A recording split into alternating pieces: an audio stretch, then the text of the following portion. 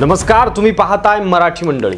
9 जून 2025 सकाळचे 9:30 वाजले होते। लोक नेहमीप्रमाणे आपली स्वप्न बघत ट्रेनमध्ये बसून मुंबईच्या दिशेने निघाले होते, पण त्या दिवशी त्यांच्यापैकी काहींचं आयुष्यच थांबणार होतं। अगदी अचानक एका वळणावर 2 ट्रेनमधील अंतर कमी झालं आणि दरवाजावर लटकलेल्या प्रवाशांच्या बॅगा एकमेकांना घासल्या।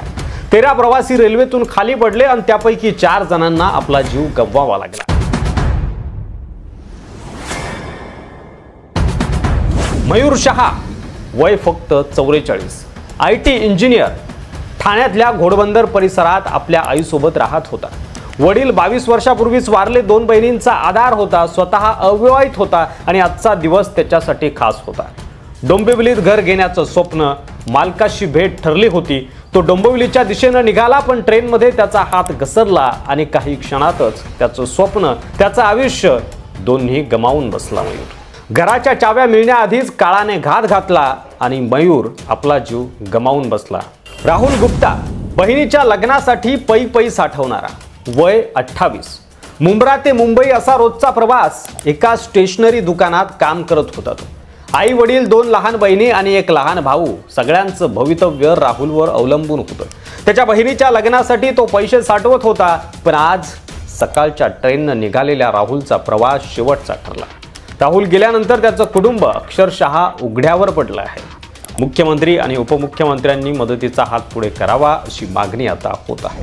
विकी मुख्यदल GRPF जवान 2024 पासून ठाणे रेल्वे पोलीस स्टेशनला पोस्टिंग होती। नाईट ड्युटी संपवून सकाळी कल्याणला बायको आणि मुलीकडे परतत होता आणि अचानक तो ट्रेनमधून खाली कोसळला। विकीची मावशी आणि मामा कळवा हॉस्पिटलमध्ये धावत पोहोचले, पण तोवर सगळं संपलेलं होतं। शिवा सुरवई त्या दिवशी पत्नीला सोडायला स्टेशनवर आले होते आणि त्या क्षणी मी बाहेर पडणार इतक्यात किंचाळण्याचा आवाज झाला। पुढे पाहिलं तर ट्रेन क्रॉस होत होती आणि पटरीवर रक्त। लोक गडबडीत धावत होते, कुणीतरी किंचाळत होतं, कुणी डॉक्टर आहे का, मदत बोलवा। मुंब्राचा टर्न, ते वळण, प्रवाशांच्या मते ते इतकं धोकादायक आहे की दर 15 वाड्याला अपघात होतोच, परंतु रेल्वे प्रशासनाने अजूनही दखल घेतलेली नाही। या अपघातात फक्त या 4 व्यक्तींचा मृत्यू झालेला नाही, तर 4 घरांचं भविष्य उद्ध्वस्त झालंय। आईचं एकुलतं एक लेकरू गेलं, बहिणीच्या लग्नाचं स्वप्न तुटलं, कुणी घरातील कमवता पुरुष गमावला।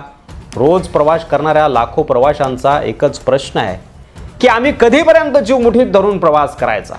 रेल्वे प्रशासनाने या धोकादायक टर्नला दुरुस्त करावं, अन्यथा आज कोण हा प्रश्न उद्या पुन्हा उभा राहू शकतो।